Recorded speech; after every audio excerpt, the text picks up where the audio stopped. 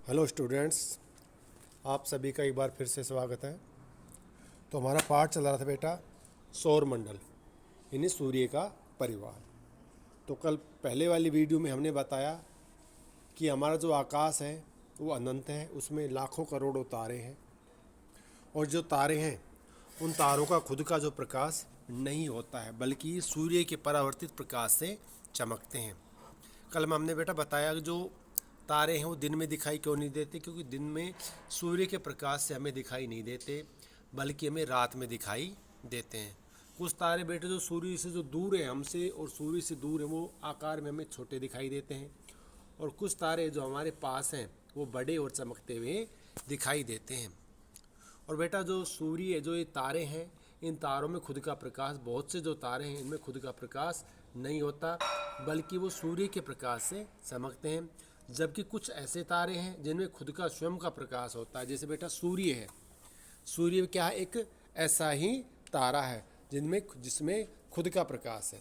देखिए सौर मंडल कह रहा है आसमान में दिखने वाला चंद्रमा एक उपग्रह है। ये कह रहा है बेटा आसमान में जो चमकने वाला जो चंद्रमा है ये क्या है, उपग्रह है। किसका उपग्रह है? ये पृथ्वी का उपग्रह है। ये जो चंद्रमा है सूर्य के चारों ओर बेटा नहीं सॉरी पृथ्वी के चारों ओर क्या लगाता है, चक्कर लगाता है। इसी प्रकार जो है सूर्य के बहुत से जो ग्रह हैं वो चक्कर लगाते हैं, उन्हें क्या कहा जाता है, ग्रह कहा जाता है। ये हमारे पृथ्वी का सहचर है। सहचर का मतलब साथी है, तथा इसके चारों ओर चक्कर लगाता है। हमारे पृथ्वी की समान 7 अन्य ग्रह हैं। ये कह रहा है हमारे पृथ्वी जैसे ही सौर परिवार में या सोलर सिस्टम में अन्य 7 ग्रह हैं जो सूर्य के चारों ओर क्या कर रहे हैं बेटा, परिक्रमा लगा रहे हैं, चक्कर लगा रहे हैं। हमारी पृथ्वी के समान अन्य 7 अन्य ग्रह हैं जो सूर्य से प्रकाश और ऊष्मा प्राप्त करते हैं। उनमें से कुछ के पास अपने चंद्रमा भी हैं। कह रहा है जिस प्रकार ग्रह सूर्य के चक्कर लगाते हैं उसी प्रकार उपग्रह किसके चक्कर लगाते हैं, ग्रह के चक्कर लगाते हैं। जैसे पृथ्वी का उपग्रह क्या है, चंद्रमा है, इसी प्रकार जैसे शनि है या बृहस्पति है, इनके भी 53 क्या है बेटा, उपग्रह हैं। अब कह रहा है सौर मंडल। सूर्य 8 ग्रह, सूर्य और 8 ग्रह उपग्रह और कुछ अन्य खगोलीय पिंड जैसे क्षुद्र ग्रह और उल्का पिंड मिलकर सौर मंडल का निर्माण करते हैं। उसे हम सौर परिवार के नाम से जानते हैं, और जिसका मुखिया कौन है बेटा, सूर्य है। अब उदाहरण में बता रहा है, क्या आप जानते हैं कि पौराणिक रोमन कहानियाँ यानी जो रोम में, जो यूरोप का एक देश है रोम, कहानियों में सूर्य देवता को जो है सूर्य को देवता का दर्जा दिया गया। जैसे हमारे हिंदू धर्म में सूर्य, चंद्रमा, अन्य जो चीज़ें हैं इनको क्या माना जाता है, देवता माना जाता है। इसी प्रकार रोम में सूर्य को देवता कहा जाता है। सौर शब्द का अर्थ है सूर्य से संबंधित यानी सूर्य का परिवार, इसलिए सूर्य के परिवार को सौर मंडल कहा जाता है।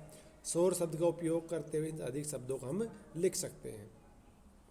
अब कह रहा है सूर्य सौर मंडल के केंद्र में यानी बीच में स्थित है, और ये बहुत ही बड़ा है, यानी अन्य जो तारे हैं, अन्य जो ग्रह हैं उनसे बहुत ही बड़ा है। अर्थात सौर मंडल का बेटा क्या कह सकते हैं, हम इसको मुखिया कह सकते हैं। और उसके चारों ओर 8 उपग्रह चक्कर लगा रहे हैं, जिनमें से हमारी पृथ्वी मुख्य है। यह बहुत बड़ा है और अत्यधिक गर्म गैसों से मिलकर बना है। गर्म गैसें जैसे हाइड्रोजन और हीलियम से मिलकर ये गैस जो है सूर्य बना है। इसका खिंचाव बल इसे सौर मंडल को बांधे रखता है। कह रहा है जो सूर्य का जो अट्रैक्शन है या गुरुत्वाकर्षण है बाकी ग्रहों को बांधे रखता है, और अन्य जो ये उपग्रह है या ग्रह हैं वो सूर्य से दूर नहीं जा पाते हैं। सूर्य सौर मंडल के प्रकाश और ऊष्मा का एकमात्र स्रोत है, लेकिन हम इसकी अत्यधिक तेज ऊष्मा को महसूस नहीं कर पाते। ये कह रहा है अग्नि सौर मंडल में जो है ऊर्जा का एकमात्र स्रोत क्या है, सूर्य एकमात्र स्रोत है, लेकिन इसका हम तेज तपन महसूस क्यों नहीं कर पाते, क्योंकि ये जो सूर्य पृथ्वी से बहुत अधिक दूरी पर हो। कितनी दूरी बेटा, लगभग 15 करोड़ किलोमीटर की दूरी पर है। क्योंकि सबसे नज़दीक तारा होने के बावजूद ये हमसे बहुत दूर है। सूर्य पृथ्वी से लगभग 15 करोड़ किलोमीटर दूर है। अब आइए ग्रह। हमारे सौर मंडल में 8 ग्रह हैं। सूर्य से दूरी के अनुसार ये बेटा पहले है सूर्य के सबसे नज़दीक जो ग्रह है वो है बुध, उसके बाद शुक्र और तीसरा स्थान हमारा आता है पृथ्वी का आता है, जिस पर एकमात्र ऐसा ग्रह जिस पर जीवन है। मंगल हमारा जो लाल ग्रह के नाम जिसे जानते हैं हम, उसके बाद बृहस्पति, शनि, यूरेनस और नेपच्यून, यानी ये सौर मंडल के ये क्या है बेटा ग्रह हैं।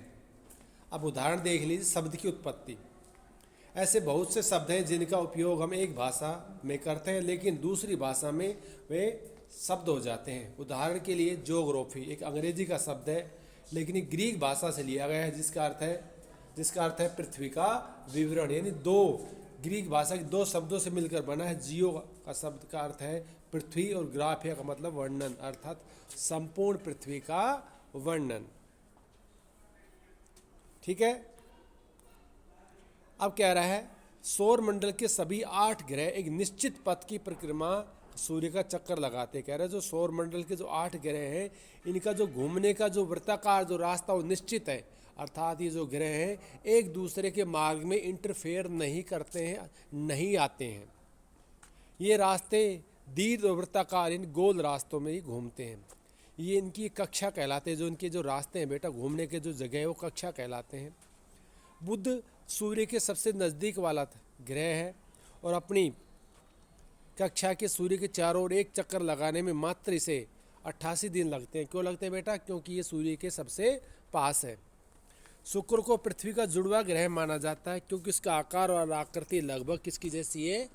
पृथ्वी के जैसी है। अब ये कह रहा है अभी तक प्लूटो यानी जो 9वां ग्रह था इसे पहले ग्रह माना जाता, लेकिन अंतर्राष्ट्रीय खगोल संगठन ने 2006 में जो बैठक हुई बेटा उसको जो है इससे ग्रह का जो है दर्जा इसे छीन लिया गया। इसे बोना ग्रह भी इसे कहा जाता है। अब ये कह रहा है क्या आप जानते हैं कि रात में आसमान को देखकर मनुष्य हमेशा से ही मोहित हुआ है। खगोलीय पिंडों यानी कह रहा है रात में बेटा जो तारे होते एक चुंदरी सी खिली रहती है और मनुष्य इसको देखकर हमेशा ही जो है मोहित हुआ है और इसको जानने में हमेशा उत्सुक रहा है। तो ऐसे ही खगोलीय पिंडों और उनकी गति के संबंध में अध्ययन करने वाले व्यक्ति को खगोल शास्त्री कहते हैं। भारत में एक ऐसे ही खगोल शास्त्री हुए जिनका नाम है आर्यभट्ट। प्राचीन भारत के प्रसिद्ध खगोल शास्त्री थे। उन्होंने कहा था कि सभी ग्रह और चंद्रमा परावर्तित सूर्य के प्रकाश के कारण चमकते हैं। यानी उनका कहना था यानी आकाश गंगा में सौर मंडल में जितने भी ग्रह या जो चंद्रमा है उपग्रह हैं वो किससे चमकते हैं? सूर्य के प्रकाश से चमकते हैं। बल्कि यानी कहने का तात्पर्य ये है कि उनमें स्वयं का प्रकाश नहीं होता। आज विश्व के सभी भागों में खगोलविद ब्रह्मांड के रहस्यों पर को खोजने में लगे हैं। अब देखिए कुछ चित्र के माध्यम से समझाया गया है। देखिए इसमें पहला देखिए सूर्य है बीच में, ये येलो कलर दिखाई दे रहा है। उसके बाद सबसे जो नज़दीक ग्रह है वो बेटा है बुध, उसके बाद शुक्र है, फिर अब तीसरे नंबर पर हमारी पृथ्वी है जिस पर जीवन है, उसके बाद मंगल है और मंगल के बाद जो है उसके बाद क्षुद्र ग्रह, इन जो एक पट्टी है क्षुद्र ग्रहों की, बृहस्पति और मंगल के बीच जो छोटे छोटे जो धूल के जो कण हैं या छोटे ग्रह हैं उपग्रह जिसे हम कहते हैं वो क्षुद्र ग्रह हैं। उसके बाद बृहस्पति यानी जो गैसीय ग्रह है बेटा जो केवल गैसों से ही मिलकर बना है और सबसे बड़ा जो है सौर मंडल का सबसे बड़ा ग्रह कौन सा है? बृहस्पति, जिसके लगभग 53 उपग्रह हैं। उसके बाद शनि, ये भी गैसीय ग्रह है। उसके बाद बेटा यूरेनस है और उसके बाद नेपच्यून। ये जो है 8 जो है सौर मंडल के ग्रह हैं। अब ये कह रहा है बुध सूर्य के चारों परिक्रमा करने में इसे जो है 88 दिन का समय लगता है। उसके बाद अगला जो ग्रह बेटा बता रहा है शुक्र, सूर्य के चारों परिभ्रमण करने में 255 दिन का समय लगता है। यानी दिन, अभी दिन देख लो, दिन 243। उसके बाद पृथ्वी जो हमारे जिस पर हम रहते हैं, सूर्य के चारों परिक्रमा करने में इसे 365 दिन लगते हैं। और इसके जो चंद्रमा है यानी उपग्रह है वो कितने? 1 है। उसके बाद मंगल जिसे लाल ग्रह कहा जाता है जिस पर जीवन संभव हो सकता है, ऐसी कहा जा रहा है। सूर्य के चारों एक परिभ्रमण करने में इसे 687 दिन लगते हैं, चौथे नंबर का। और इसके चंद्रमा कितने हैं? जो इसके जो चंद्रमा की संख्या यानी उपग्रह कितने हैं बेटा? 2 हैं। उसके बाद बृहस्पति जो गैसीय ग्रह है, सूर्य के चारों एक परिक्रमा करने में 11 साल का समय लगता है, 11 महीने यानी लगभग 12 साल इसे सूर्य के चारों चक्कर करने में लगते हैं। और अपने अक्ष पर घूर्णन 9 घंटे 50 मिनट में करता है। और इसके चंद्रमा की संख्या कितनी है? 53 है। इसी प्रकार शनि जो ग्रह है, सूर्य के चारों ओर एक परिक्रमण करने में यानी चक्कर लगाने में बेटा 29 साल का समय लगता है और 5 महीने यानी लगभग 30 साल का समय लगता है सूर्य के चारों चक्कर लगाने में। ऐसा क्यों? क्योंकि सूर्य से बहुत ज़्यादा दूरी पर है। और इसके जो उपग्रह है अर्थात चंद्रमा है वो कितने हैं? 53 है। अब नीचे देखिए आंतरिक ग्रह, यानी जो ग्रह सूर्य के नज़दीक और जो चट्टानों से बने हैं अर्थात जिनकी सतह है, जैसे पृथ्वी है, बुध है, शुक्र है। और बाह्य ग्रह जो सूर्य से बहुत दूर है और आकार में बड़े हैं और गैस और तरल पदार्थों से मिलकर बने हैं, तो वो कहलाते हैं बाह्य ग्रह।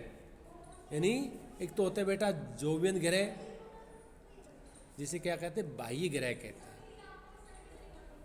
ठीक है, तो आज के लिए बेटा इतना ही, बाकी की हम जानकारी कल प्राप्त करेंगे। धन्यवाद।